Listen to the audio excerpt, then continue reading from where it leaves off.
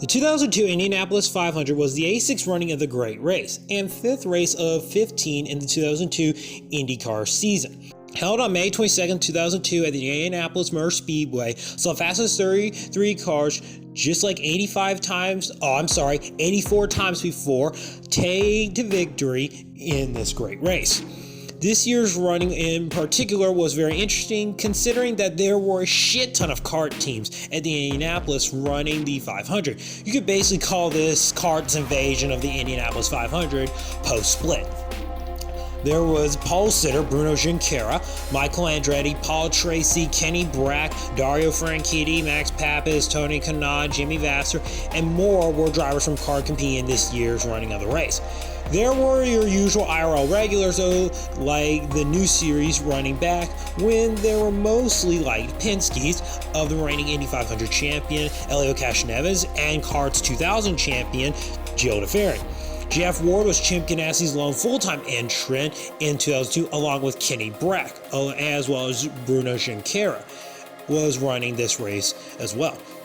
There's Keller Racing with Little Al and Scott Sharp, Panther Racing's Sam Hornish Jr., and lastly, a double attempt was happening with Robbie Gordon for Team Menard. Junqueira would lead the field off the final turn to lead 32 others to take the green flag. Center of the front row, Raul Boisel on the outside of the front row. 11 rows of 33 drivers.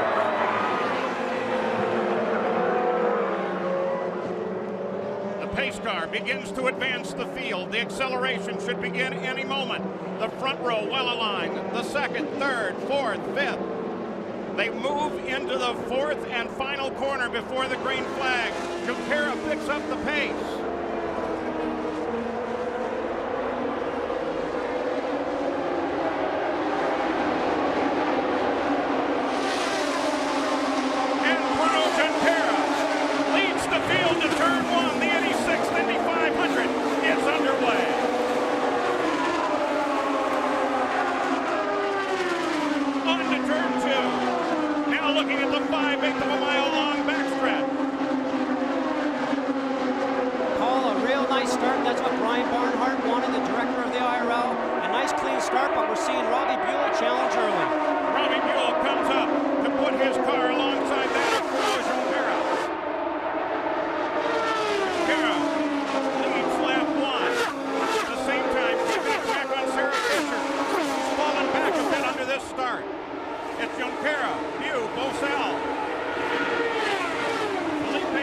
God, I wish IndyCar was like this today. From the commentary Paul Page to the sound of the cars, absolutely freaking incredible. A very spread out start, but Brian Barnhart wanted this and was totally okay with this. Buell attempts to pass for the lead early on, but Junqueira holds him off. Hornish Jr. attempts multiple times to make passes on Felipe Giafoni, but cannot get around him. Tony Kanaan continues to move himself up to third as he goes past Boussaint, then stalks Buell. Back from commercial break, and Junqueira is still the leader. Rookie Thomas Scheckter, son of F1 champion Jody Scheckter, has worked himself to fifth. Leaders hit lap traffic on lap 20 as Buell and Kanaan close in on Junqueira. Kanaan has gotten himself to second now as he now gives chase to the leader as green flag pit stops are about to start. Jimmy retires as Jack spoke about earlier. And one car in trouble. And that is Greg Ray. And it couldn't come bad fortune for Ray, but good fortune for the rest of the field. Absolutely, just in the pit window everybody's looking for. 28 to 32 laps you can run. The tire issue we spoke about, was it coming? Greg Ray loses control in turn 2 and backs in hard into the new safer barrier, ending his day. He will finish 33rd and last. Thomas Scheckter and Sam Hornish Jr. were actually on pit road when the caution came out and got service, while Robbie Buell was on pit road but did not stop. The rest of the field will pit under the caution. Junqueira and Kanaan asked for no adjustments, just 4 tires of fuel. Those two cars don't like to cut their drivers, but problems with Robbie Buell's car. Robbie Buell gets away. His crew is telling him on the radio, Jack, don't worry, buddy, we'll get you back up there. Remember, he was on pit road. They have stalled the engine on Bruno Junqueira's car. They have gotten it fired back up. And this is a costly miscue. Still having problems was Bruno Junqueira late in the pit stop. Let's see if we can get a word. Bruno Junqueira stalls on pit road, leaving him well in the pack, ending his chance in Indy 500 early. Scheckter and Hornish Jr., who caught a break as they were on pit road when the caution came out, will now lead the field back for the first restart of the race on lap 38. Buell drops back. All the front row really has gotten in trouble because Bosel's sitting down at 7th. And Kenny Brack advanced from 21st through 10th. Ready to come back to the green with Thomas Scheckter in front of the field. The South African rookie leads Sam Hornish. And Tony Kanaan, you see him jump out there as he overhauls one of the slower cars from 3rd. Scott Sharp was 4th. And Paul, the restart is a very dangerous time, probably the next dangerous time you would say to the start of the race. Ends up happening, the tires are cold from being changed and being put on the car. The fuel's up to full 35 gallons of weight. And what ends up happening, you got a heavy car with cold tires. You've got to make sure you pick up the pace gradually so you don't end up taking it to the wall. But on the other hand, it's the only time you're going to be really close to everybody else in the field. You must take advantage of it. The 86th running of the Indianapolis. Scheckter continues to lead as they show Robbie Gordon who's on the move. Hornish Jr. stalks Scheckter for the lead on lap 43, but Scheckter picks up the pace. Both Penske cars are now in the top 10, and so is Jimmy Vasser, who has been quiet thus far. A lap car gets in front of the leaders. Final few laps. Scott, we were just checking in the Sam Hornish pit. On that pit stop, they added a little bit of front wing. Oh, and Sam Hornish, using a slower car, gets alongside of Scheckter. They go 3 wide coming off at turn 2. Scheckter comes back to the front. Paul, that's a race of 2 guys in the 20-somethings, and they're not going to take their foot off the gas. Oh, look at this. Tony Kanaan took the advantage. Came inside of Hornish. And Paul, all the while, your current leader, Thomas Scheckter, is trying to conserve fuel. His torrid pace is burning down the 35 gallons of methanol faster than Owen Snyder would like to see. Damn, now that was wild. Kanaan is now in second as Hornish Jr. drops the spot.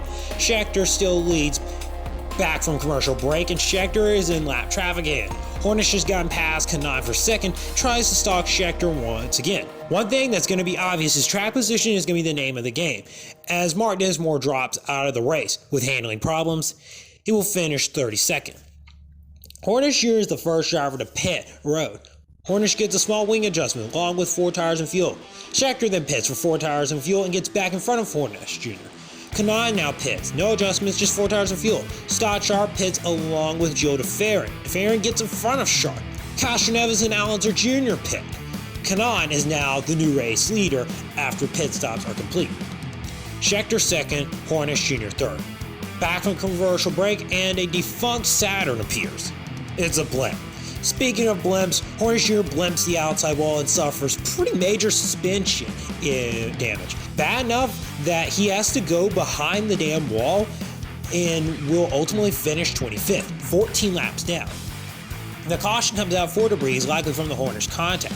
The entire field pits as Scheckter gets 4 tires and fuel, but has to wait on fuel due to him burning so much fuel on the cycle. 500 today. Bruno Junqueira has led the most, but Thomas Scheckter right behind. And looks like a problem in the Robbie Gordon pit. Obviously a fire situation has erupted there, or at least the potential of one. We don't see any flame as such, but apparently the top of that fuel tank blew off. A lot of scrambling down there in the Robbie Gordon pit. Robbie Gordon's team suffers a methanol fire. Remember, methanol is invisible. Okay, it's actually the top of the fuel tank blew off. As you can see, everyone was scrambling. Incredibly, Gordon continues on. Gordon's crew will use Greg Ray's pit stall for the rest of the race.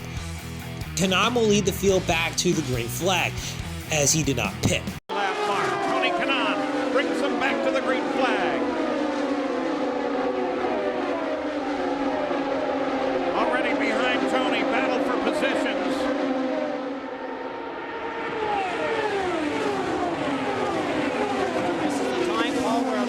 drivers try to make up time on a start because all the cars are bunched together.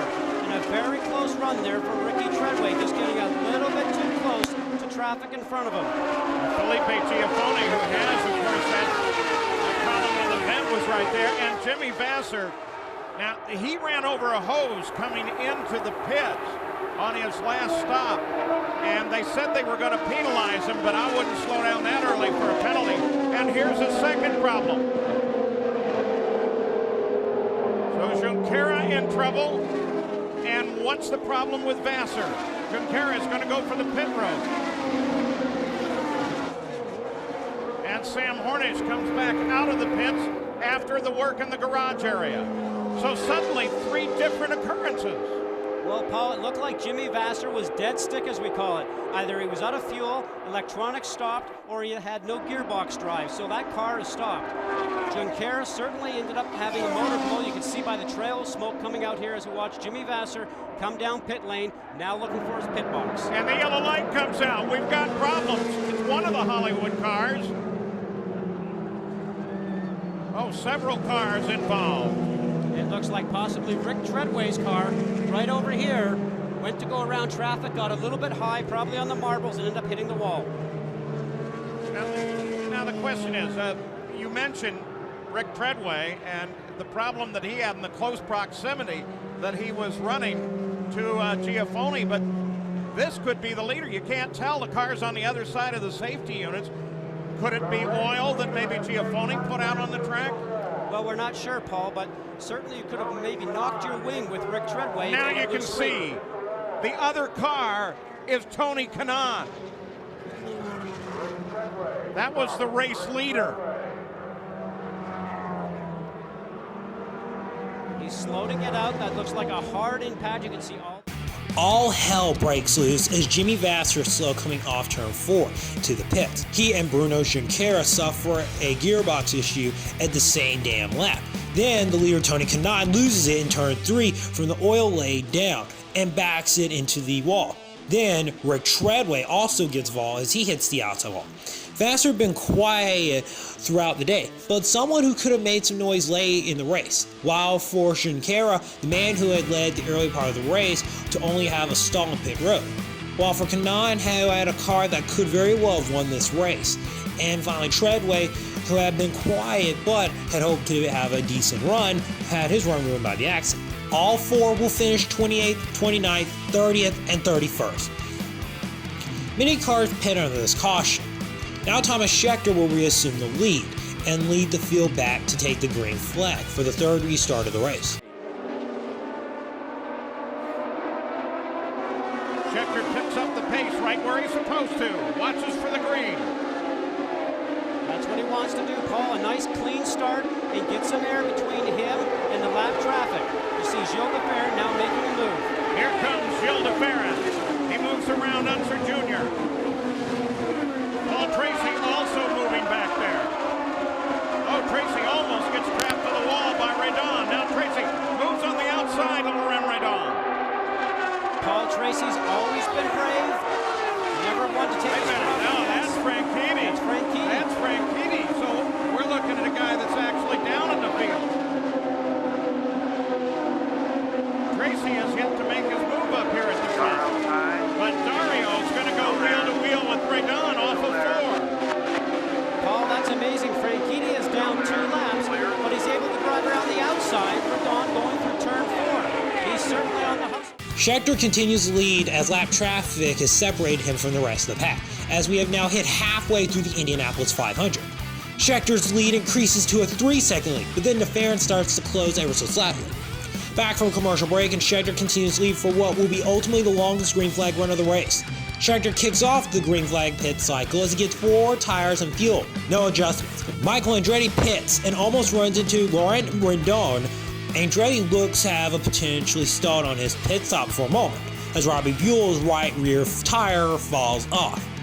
de Ferran and Castroneves pit, as well as Scott Sharp. All will pit for 4 tires and fuel. Giafone, Gordon, and Alex Barron are the last guys to pit, as after the cycle, Scheckter will take the lead back. de Ferran second, and now Paul Tracy is in 3rd, Michael Andretti 4th. Scar Sharp suffers an engine failure while running in 5th. After having a top 5 car looking for retribution after crashing on lap 1, turn 1 the year before the Indianapolis 500, he finishes 27th. Back from commercial break, and Scheckter is still the race leader. Michael Andretti has now gotten around Tracy for 3rd. 50 laps ago, and Scheckter hits pit road to kick off the green flag pit cycle for the 2nd time. He gets 4 tires of fuel. It's becoming obvious there will likely be one more green flag pit cycle with about 10 to 15 laps to go, if it goes green all the way to the end. Andretti pits for 4 tires of fuel. Back from commercial break, Giafoni takes the lead from DeFerrin, although both still have to pit, and DeFerrin will quickly hit pit road for tires, fuel, and a slight air pressure adjustment. Giafoni pits. Back from commercial, and Scheckter is back out front, knowing he probably will have to make one last pit stop. Paul Tracy has worked himself up to 2nd and has gotten around Giafoni for 2nd, as Giafoni has dropped to 3rd. Then Giafoni gets by Tracy for 2nd, then Tracy passes him back, as Scheckter leads by over 5 seconds. Yellow comes out. We've got a car into the wall. It's your leader, And it's the Thomas leader Scheckter. again. Thomas Scheckter into the wall. Tony Kanaan is the leader, crashed, and now it's Scheckter. Paul Tracy will pick up the lead under yellow. Paul, the disappointment in Thomas Scheckter right now, especially as you mentioned with his father, 1979 world champion Jody Scheckter looking on. How about another twist? Thomas Scheckter runs a little high in turn 4 and hits the outside wall hard, pulling off an incredible bottle job, as he had likely had the damn race won. Just like Fittipaldi 8 years earlier, off turn 4, another choke occurs. The man who had led the most laps and likely had the best car all day long will now finish 26th. The race has now been flipped upside down, as the game has now changed. The entire field, except for one car, pit under this caution. Joe DeFerrin's team did not get the left rear tire tightened, which meant that their chance at the Indianapolis 500 was over. He will finish in 10th. Elio Castroneves stays out under the caution, along with Alex Barrett, hoping they can make it on fuel. Barrett specifically has usually gotten very good fuel mileage throughout this race. Castroneves will lead the field back to the green flag for what will be the final restart of the race. The Indianapolis 500. 7 of the last 10 years that's been true. Elio Castroneves is 22 laps from his last pit stop. Alex Barrett is 15. And Paul, you start to put those numbers together, and those first 2 guys are going to really push the fuel envelope. Not sure how it's going to play out. They must be betting on another yellow. They head for the line. Castroneves is the leader. Franchitti is just getting back on the lead lap. The last thing Castroneves needs to do is race with Franchitti. Barron moves on. Philippe Giafoni. Giafoni got around him on the restart. And now Barron wants to come back. Barron had a look there, but it cost him some speed coming off the turn. Now he's got everybody following in behind him. Tracy going around on the right-hand side. Eddie Cheever Jr. also starting to have a look. All of those guys, with the exception of the yellow and red car there, red on, are in this fight. Franchitti leads the field, not the race. Barrett drops back to 4th as Giafoni and Tracy get around him, as Castroneves still leads. 10 to go, and Tracy closes on Giafoni, as Giafoni is stuck behind Alex Jr. 8 laps to go, and Castroneves' lead over Giafoni increases. But the question is fuel. 6 to go, and Castroneves is being told to slow down some more to save more fuel. 4 laps to go, and Castroneves' lead has been cut to just a half a second in less than 2 laps. Giafoni stalks, trying to get past him. Instead, Tracy passes Giafoni for 2nd. 3 laps to go, and Tracy starts stalking Castroneves. Can Castroneves make it on fuel, or will Tracy get there before their time runs out? The caution comes out with 2 laps to go.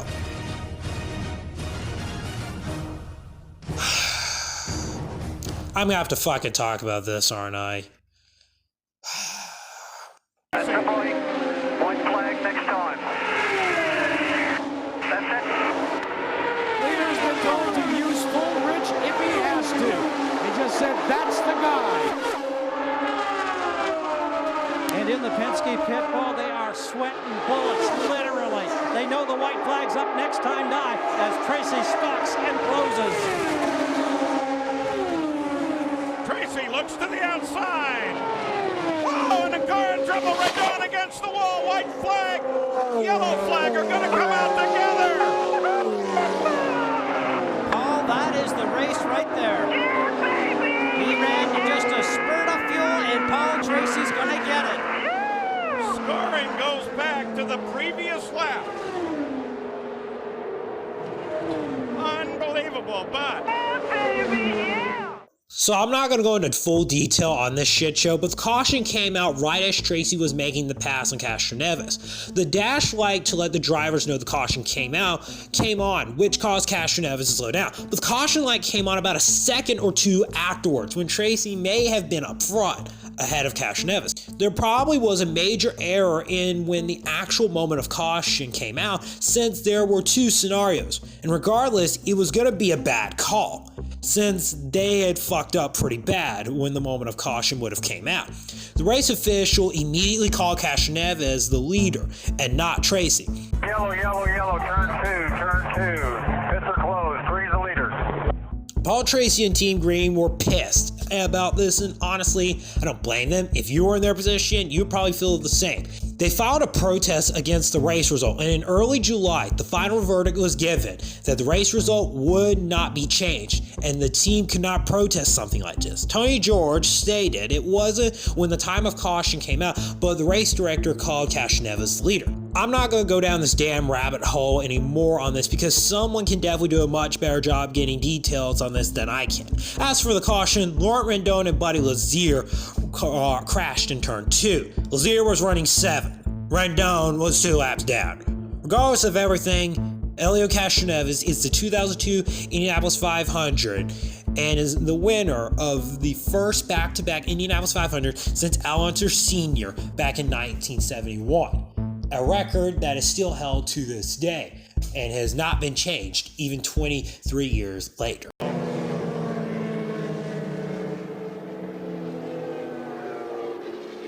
And of course, Tracy looking for any opportunity, any falter at all. He's done it! Helio Castroneves played the economy game and wins the 86th Indianapolis 500. And that's going to do it for this. What did you guys think about the whole video and this whole race? Did you guys enjoy listening to this? What do you guys think? You guys have any other ideas for races I should cover in the future? Let me know. Anyways, like and subscribe, and I'll see y'all next video.